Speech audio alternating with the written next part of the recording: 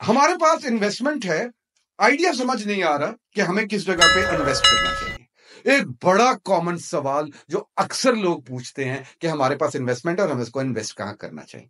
मैं हूं फरहान भाई और आप देख रहे हैं आपका अपना साथी प्रोग्राम सुबह 9।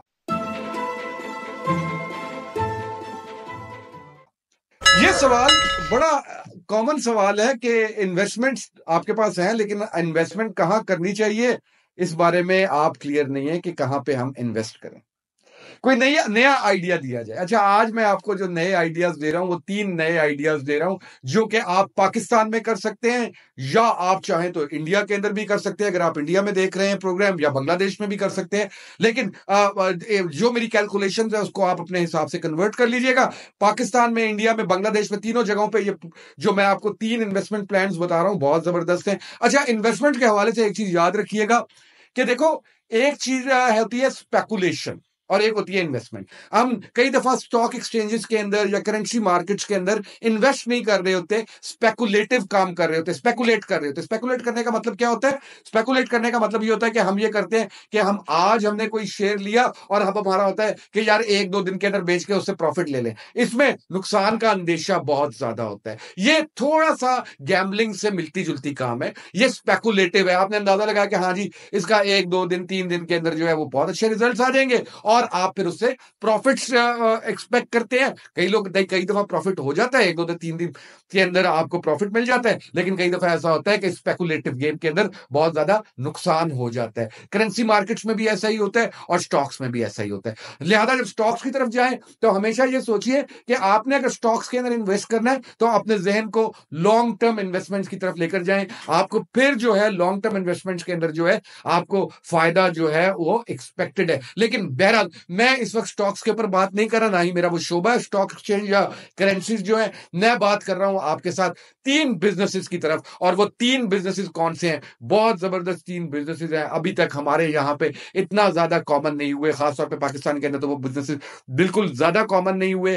पहला बिजनेस वो कौन सा है? वो है कि अगर आपके पास इन्वेस्टमेंट है, आपके पास प्रॉपर्टी है। अच्छा, ये जो तीनों बिजनेस मैं आपको बता रहा हूं, इन बिजनेसेस के लिए आपको जो इन्वेस्टमेंट चाहिए होगी वो तकरीबन तकरीबन आप समझ लीजिए कि आपको इन्वेस्टमेंट चाहिए होगी कोई 5 करोड़ रुपए के करीब आपको इसके अंदर इन्वेस्टमेंट चाहिए होगी। अब ये 5 करोड़ रुपया जो है ये आपने कैसे खर्च करना है और कहां पे खर्च करना है? अच्छा, वो लोग जो जिनके पास 5 करोड़ रुपया नहीं है वो सोच रहे हो कि हमें ये प्रोग्राम नहीं देखना चाहिए। नहीं नहीं, आप भी देखिए ये प्रोग्राम जो है, इसलिए कि अगर आप ये प्रोग्राम देख रहे हैं तो उसमें ये होगा कि आप किसी और को भी मशवरा दे सकते हैं और देखें एक अच्छा मशवरा दे सकेंगे। तो लिहाजा आप भी जरूर देखिए। अब देखिए, अगर आपके पास 5 करोड़ रुपए के करीब अमाउंट है तो आप एक काम, बड़ा कॉमन, बड़ा जबरदस्त, कॉमन नहीं है ये काम जो है लेकिन मिलता जुलता है। आप क्या काम कर सकते हैं कि आप किसी कमर्शियल जगह के ऊपर कोई कमर्शियल प्लॉट लीजिए। कोई जगह कमर्शियल प्लॉट लीजिए। अगर आप ये काम डीएचए में करेंगे तो थोड़ा सा, डीएचए या उस तरह की किसी आबादी में करेंगे तो ज्यादा महंगा हो जाएगा। अगर आप थोड़ा सा क्या कहते हैं लो प्राइस एरियाज के अंदर आएंगे तो वहां पे ये काम थोड़ा कम कीमत के अंदर हो जाएगा। मिसाल के तौर पे बैरियर टाउन, केनाल गार्डन, वहां पे आपको ज्यादा से ज्यादा 5 से 7 करोड़ के अंदर अंदर, 5 to 7 करोड़ के अंदर ये काम जो मैं आपको बता रहा हूं ये हो जाएगा। अब ये काम कौन सा है? पहला काम जो मैं आज आपको बता रहा हूं ये काम है को वर्किंग स्पेस का। बहुत जबरदस्त काम है। को वर्किंग स्पेस बनाइए। अच्छा, अक्सर लोग हम क्या करते हैं कि हम प्लाजा बनाते हैं और प्लाजा बना के जो होता है हम उसकी शॉप्स रेंट कर देते हैं।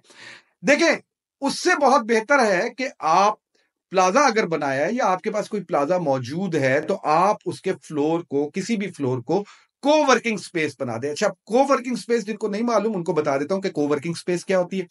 को वर्किंग स्पेस होती है एक शेयर्ड जगह जिसके अंदर आपने डेस्क स्पेसेस दी हुई हैं, और वो जो डेस्क स्पेसेस हैं वो इंडिविजुअल्स को दी हुई हैं। और तकरीबन तकरीबन अगर हम अपने यहाँ केनाल गार्डन या बैरियर टाउन या इधर की बात करें तो तकरीबन एक डेस्क स्पेस जो है उसकी जो डेस्क होता है उसका साइज होता है तकरीबन 4 फुट बाय 2 फुट यानी कि 4 फुट लेंथ और 2 फुट उसकी विड्थ, उसके साथ एक चेयर होती है। और ये जो आपका एक वर्क स्टेशन बन जाता है, ये एक वर्क स्टेशन जो है, ये तकरीबन इसका रेंट जो है वो 14,000 रुपीज है, 14,000 रुपए इसका रेंट होता है।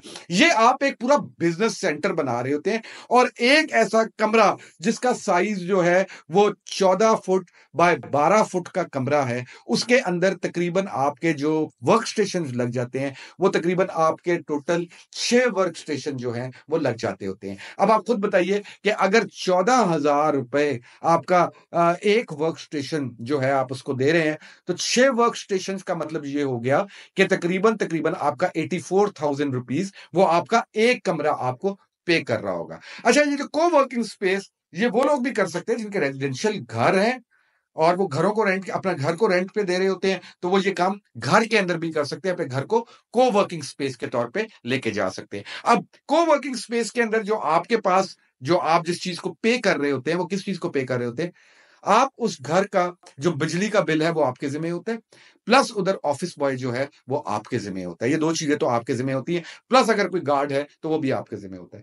अब अगर को वर्किंग स्पेस के अंदर आपका एसी लगे हुए हैं, हर जगह पे आपके एसी लगा हुआ है, जो आपका बिल आएगा एयर कंडीशनिंग का, वो तकरीबन तकरीबन कोई 2 लाख रुपए के करीब आपका बिल आएगा, जो एयर कंडीशनिंग का बिल होगा पर मंथ।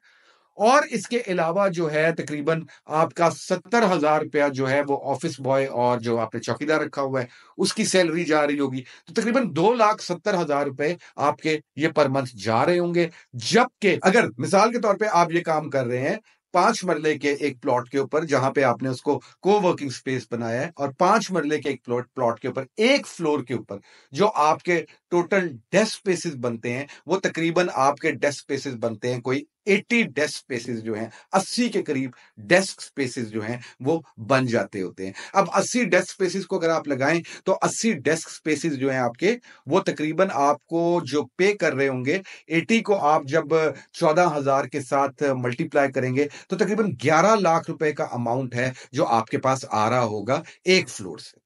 तो 11 लाख रुपए का अमाउंट आपको एक फ्लोर से आ रहा होगा, और इसके अंदर आपका जो तकरीबन खर्चा जा रहा होगा वो तकरीबन कोई 3 लाख 3.5 लाख रुपया जो है वो आपका खर्चा जा रहा होगा। तो जिसका मतलब ये हुआ कि आपको जो बचत आ रही है एक फ्लोर से वो तकरीबन 8 लाख की बचत आ रही होगी। अच्छा, अब ये जो 80 वर्क स्टेशन है ये वेरी कर सकते हैं 60 टू 80 के दरमियान, 60 से 80 आपके जो वर्क स्टेशन हैं वो लग सक रहे होते हैं। तो 60 से 80 के दरमियान ये आप पे डिपेंड करता है कि आप अपने वर्क स्टेशन को किस तरीके से ऑर्गेनाइज करते हैं। इसमें मुख्तलिफ अरेंजमेंट्स होती है वर्क स्टेशन की, वो उसके ऊपर एक पूरा एक अलहदा से मैं आपके साथ प्रोग्राम करूंगा कि किस तरह का वर्क स्टेशन जो है वो आप कितने लेआउट प्लान करना होता है। तो को वर्किंग स्पेस आपको पर मंथ जो है एक अच्छा मार्जिन दे रहा है, और ये तकरीबन अगर आप समझें तो ये 60 टू 70% का आपको इसमें प्रॉफिट मार्जिन मिल रहा होता है अगर आप को वर्किंग स्पेस बनाते हैं। जबकि अगर आप उसको रेंट के ऊपर दे देते हैं तो रेंट के अंदर इतना मार्जिन नहीं आ रहा होता। को वर्किंग स्पेस के अंदर एक और चीज ये है कि अगर आप को वर्किंग स्पेस के अंदर मीटिंग रूम्स बना लें तो मीटिंग रूम्स जो हैं उनके अलहदा से चार्जिंग हो रही होती है। इसके अलावा अगर आप प्रिंटिंग सर्विसेज और ये चीजें शामिल कर लें, फोटोकॉपियर सर्विसेज शामिल कर लें, तो इसकी अलहदा से चार्जिंग हो रही होती है।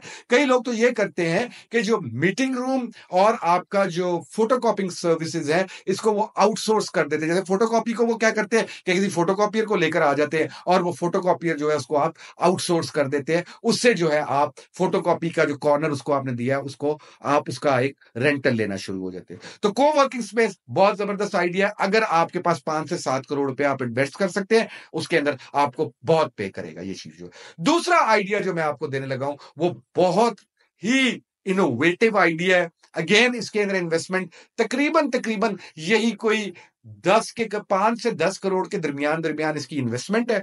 इसकी मैं पूरी आपके साथ एक अलहदा प्रोग्राम के अंदर डिटेलिंग शेयर कर लूंगा। और ये प्रोग्राम, ये इन्वेस्टमेंट उन लोगों के लिए बहुत जबरदस्त है जो रेस्टोरेंट्स वगैरह के बिजनेस के साथ ऑलरेडी एसोसिएटेड है या उन्होंने कभी किया हुआ है रेस्टोरेंट का बिजनेस। अच्छा, मैं ये नहीं कह रहा कि आपने खाना पकाना है, नहीं नहीं नहीं, मैं आपको जो चीज बताने लगा हूं वो आपने एक गोस्ट किचन, जी गोस्ट किचन, वर्चुअल किचन, वो आपने बनाना है अपनी जगह के ऊपर। अच्छा, अब वर्चुअल किचन की क्या डिटेल होती है? वर्चुअल किचन की ये डिटेल होती है कि आप अपनी जगह के ऊपर कोई 7 से 8 किचन यूनिट्स जो है सिर्फ किचन यूनिट्स वो कंप्लीट बना देते हैं। उसके अंदर आप तमाम किचन की अप्लायंसेस बना रख देते हैं। उसमें आप baking oven, microwave oven, fryer, ये सारी चीजें लेकर आ जाते हैं। ब्लेंडर, ये सब कुछ आपने बना के रख दिया। अच्छा, यानी कि मसाला पीसने वाली चीजें हो गई, बेकिंग करने वाली चीजें हो गई, स्टोव्स हो गए, ये सब कुछ आपके जो वर्चुअल किचन है उसके अंदर आ गया। अब वर्चुअल किचन के अंदर आजकल एक बहुत जबरदस्त ट्रेंड आया हुआ है, और वो ट्रेंड जिसके अंदर इसकी बहुत आगे डिमांड होगी, वो है कि लोगों के पास घरों के अंदर होम किचन बिजनेस का जो लोग काम कर रहे हैं, उनके घरों के अंदर इतनी ज्यादा मशीनरी, अप्लायंसेस, जगह नहीं होती कि वो खानों के बड़े बड़े ऑर्डर जो हैं उनको सप्लाई कर सके। तो ये जो वर्चुअल किचन है, वो अगर आपसे ये फैसिलिटी लेते हैं वर्चुअल किचन की, तो वर्चुअल किचन का इस वक्त जो वो एक एरिया जिसके 6 आवर्स के लिए अगर आप किसी को वर्चुअल किचन रेंट करते हैं, तो 6 आवर्स का जो रेंट है वो तकरीबन तकरीबन 50,000 से शुरू होता है रेंट, बेस्ड अपॉन कि वो कौन कौन सी आपसे अप्लायंसेस ले रहा है। अब मिसाल के तौर पे वो आपसे बेसिक अप्लायंसेस की बात कर रहा है कि उसको स्टोव चाहिए, कटिंग बोर्ड चाहिए, कुछ ब्लेंडर चाहिए, तो वो आपको 50,000 रुपीज जो है वो आपको रेंट पे कर रहा होगा। लेकिन अगर उसको स्पेशलाइज चीजें भी चाहिए, मिसाल के तौर पे बेकिंग ओवन भी चाहिए उसको, उसके अंदर जो है कुछ स्पेशलाइज जो फ्रायर्स हैं वो भी चाहिए, रेपर्स भी चाहिए, तो फिर उसके लिए जो है आप हर मशीन का जो है वो सेपरेट रेंट जो है वो चार्ज कर रहे होंगे। अच्छा, अब ये शख्स क्या कर रहा होगा वर्चुअल किचन के अंदर रहते हुए? ये इसने आपसे 6 आवर्स के लिए, यानी कि पर मंथ, वो आपसे जो रेंट पे ले रहा है जगह, वो 6 घंटे यूज किया करेगा इस जगह को, और इसके दौरान जो है वो अपनी कुकिंग करके जो जहां जहां उसने चीजें सप्लाई करनी है, जो उसके ऑर्डर्स तैयार करने हैं, वो अपने इस आपके इस किचन से जो है ऑर्डर जनरेट किया करेगा। तो वर्चुअल किचन के अंदर जो है एक बड़ा अच्छा मार्जिन एग्जिस्ट करता है। अगर आप अभी आप स्टार्ट करना चाहें, तो आप ये भी कर सकते हैं कि आप तकरीबन 80,000 के अंदर किसी को भी वर्चुअल किचन की वो जगह 6 आवर्स की रिस्ट्रिक्शन लगाए बगैर 12 आवर्स के ऊपर उसको आप दे सकते हैं, और आपकी जगह आपको जो पे कर रही होगी एक फ्लोर के ऊपर, लेट्स सपोज आपके वर्चुअल किचन बने हुए हैं, 6 किचन बने हुए हैं, तो ये तकरीबन तकरीबन आपको पर मंथ जो है वो 4,80,000 रुपए के करीब जो है वो वर्चुअल किचन आपको जनरेट कर रहा होगा। वर्चुअल किचन के साथ एक और चीज जो आ जाती है कि जितने जो डिलीवरी बॉयज होते हैं वो भी उधर राब्ता कर लेते होते हैं, और डिलीवरी बॉयज यहां से उन लोगों की चीजें जो हैं वो लेके डिलीवर कर रहे होते हैं। तो अब जिन्होंने वर्चुअल किचन आपसे लिया, यानी कि जो आपके क्लाइंट्स हैं, उनके पास सिर्फ एक ही चीज रह जाती है, वो ये रह जाती है कि उन्होंने अपनी प्रोडक्ट की मार्केटिंग करनी है, और वो अपनी प्रोडक्ट की मार्केटिंग करते हैं, अपने ऑर्डर्स लेकर आते हैं। आपने सिर्फ और सिर्फ उनको किचन जो है वो सर्विस देनी है, यानी कि किचन आपने उनको देना है, बाकी कुकिंग वगैरह सब कुछ उन्होंने करना है। एक बड़ा प्रॉफिटेबल आइडिया जो कि पाकिस्तान में इस वक्त बहुत कम है, लेकिन इसकी आगे बहुत ज्यादा अपॉर्चुनिटी निकलना शुरू हो गई है। इंडिया के अंदर बहुत सारे घोस्ट किचन खुले हुए हैं, इसी तरह दुबई के अंदर बहुत सारे घोस्ट किचन खुले हुए हैं। तो ये एक अच्छी अपॉर्चुनिटी, एक अच्छा इंटरनेशनल ट्रेंड है जो पाकिस्तान की तरफ ट्रेवल कर रहा है।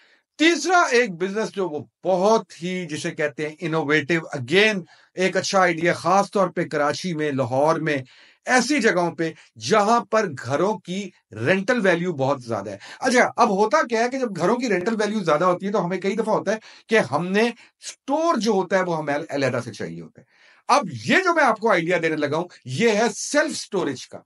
यानी कि आपका किसी भी जगह के ऊपर, किसी पॉपुलेटेड एरिया के अंदर आपकी कोई फैसिलिटी है, आपका प्लाजा है, आपका घर है, तो आप क्या ऑफर कर सकते हैं? आप स्टोरेज ऑफर कर सकते हैं। अच्छा, स्टोरेज ऑफर करने के लिए इस वक्त पाकिस्तान के अंदर अगर आप बात करें, तो तकरीबन तकरीबन जो स्टोरेज की जो जगह आप रेंट के ऊपर दे सकते हैं, वो आप फीट्स में देंगे। यानी कि वो ऐसा नहीं होगा कि वो पूरे का पूरा आप कमरा दे रहे होंगे, बल्कि आप एक्चुअली लॉकर्स दे रहे होंगे, और उन लॉकर्स के अंदर जो है लोग अपना सामान जो है, खास तौर पे जो ऑफ सीजन कपड़े हैं उनको स्टोर करना है, वो घर पे नहीं स्टोर कर सकते। एक कबर्ड जिसका साइज जो है 10 फीट बाय 8 फीट की कबर्ड है, उसका जो आप रेंट चार्ज कर रहे होंगे वो तकरीबन 5,000 रुपीज उसका रेंट चार्ज कर रहे होंगे पर मंथ। सेल्फ स्टोरेज के अंदर आपको सिर्फ और सिर्फ एक गार्ड जो है, एक लड़का जो है, जो कि उन जगहों की आपकी जो सेल्फ स्टोरेज फैसिलिटी है उसको सिक्योर कर रहा होगा। इसके अलावा जब आप एग्रीमेंट साइन कर रहे होंगे उनके साथ, तो सारी रिस्पॉन्सिबिलिटी जो होती है, जो आपसे वो स्टोरेज ले रहा होता है, उसकी रिस्पॉन्सिबिलिटी होती है कि वो आपको बाद में लायबल नहीं ठहराएगा। अलबत्ता अलबत्ता आपने उसको सिक्योरिटी सर्विस जो है वो देनी है कि उसका सामान जो है ऐसा ना हो कि खामखा में जो है वो चोरी होना शुरू हो जाए। तो आपने सिक्योर करना है उसके सामान को। सेल्फ स्टोरेज एक अच्छा काम है, और खास तौर पे वो एरियाज जो पॉपुलेटेड एरियाज हैं उनके अंदर इसका बहुत पोटेंशियल एग्जिस्ट करता है। 3 बिज़नेसेस मैंने आपको बताए। एक बिज़नेस मैंने आपको बताया कोवर्किंग स्पेस के बारे में, एक बिज़नेस मैंने आपको जो बताया वो बताया गोस्ट या वर्चुअल किचन के बारे में, और तीसरा बिज़नेस मैंने आपको बताया सेल्फ स्टोरेज के बारे में। अगर आपको हमारा ये प्रोग्राम पसंद आया हो तो चैनल ज़रूर सब्सक्राइब कीजिएगा। अगर बहुत ज़्यादा पसंद आया हो तो लाइक भी कर लीजिएगा, और अगर आप समझते हैं कि बहुत सारे और लोगों को भी हमारे इस प्रोग्राम से फ़ायदा पहुँच सकता है तो चैनल शेयर ज़रूर कीजिएगा।